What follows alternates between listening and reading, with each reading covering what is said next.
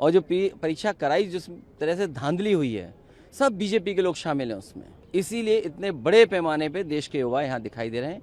कल भी लोकसभा में जो आज घटना हुई है वो हम लोग उठाएंगे। तो सोचिए 1992 में उस समय बीजेपी धांधली करना चाहती थी एमबीबीएस की सीटों पर। लोगों को चोट लगी है, युवाओं के बड़े पैमाने पे चोट लगी है, बड़े पैमाने पे घायल हुए हैं।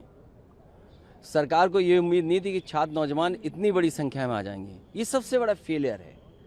लोकसभा में सवाल जब उठाना था, सवाल उठा करके लोकसभा का एडजॉर्न करके उस समय फिर मौके पे पहुंचे।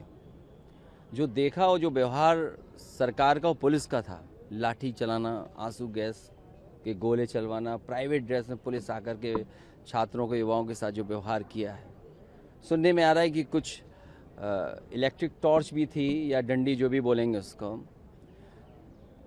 लोगों को चोट लगी है, युवाओं के बड़े पैमाने पे चोट लगी है, बड़े पैमाने पे घायल हुए हैं। सरकार को ये उम्मीद नहीं थी कि छात्र नौजवान इतनी बड़ी संख्या में आ जाएंगे। ये सबसे बड़ा फेलियर है और किसी फेलियर के लिए ही आए हैं लोग।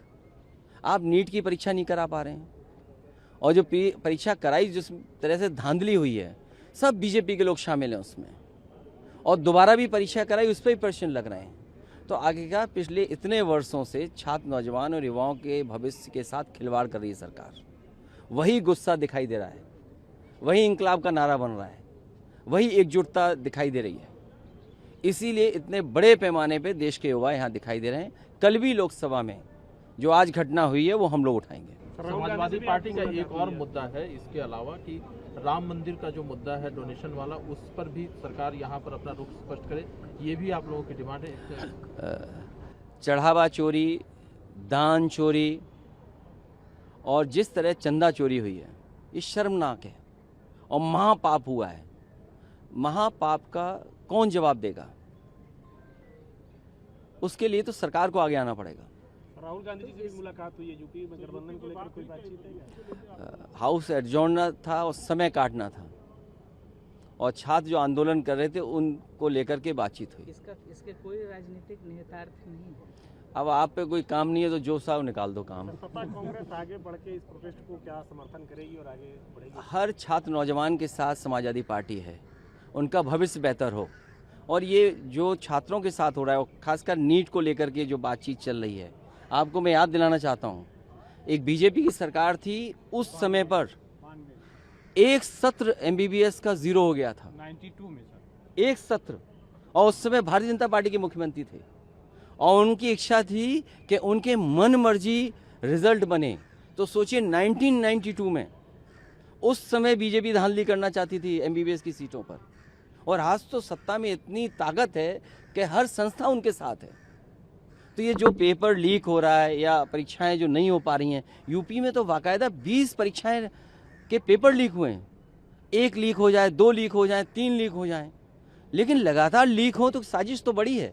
और फिर नीट जैसी प्रतिष्ठित, इससे बड़ी परीक्षा, इतनी बड़ी परीक्षा के लिए पेपर लीक हो जाना भी शर्मनाक है सरकार के लिए। जो ये कहते हो कि हम विश्व गुरु बनने जा रहे हैं, अमृत काल चल रहा है, विकसित भारत, क्या विकसित भारत में यही होगा कि पेपर लीक हो जाएंगे? युवाओं के और नौजवानों के भविष्य के साथ खिलवाड़ होगी? यही आपका विकसित भारत है क्या?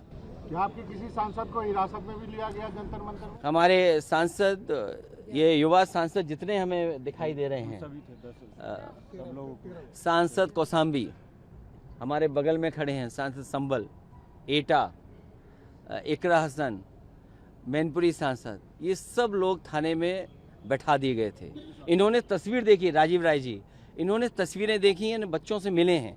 हमारे मुजफ्फरनगर के एमपी साहब धर्मेंद्र यादव, तो ये सभी सांसद गए थे और बच्चों से मिले हैं, बच्चों की हालत देखी कि बच्चों की हालत क्या है, किस तरीके से पीटा गया। बता रहे बेटियों की और बहनों के साथ कपड़े फाड़ दिए इन्होंने। वो कौन लोग थे जो प्राइवेट ड्रेस में थे? इसकी जांच कौन करेगा? जो कपड़े फाड़ रही थी फोर्स, या कपड़े बदल करके जो फोर्स आई थी, वो कौन थी? वो तो एक साजिश है। और आंदोलन को खत्म करने के लिए कि आम युवा इस आंदोलन से न जुड़ जाए, उसको खत्म करने के लिए साजिश है।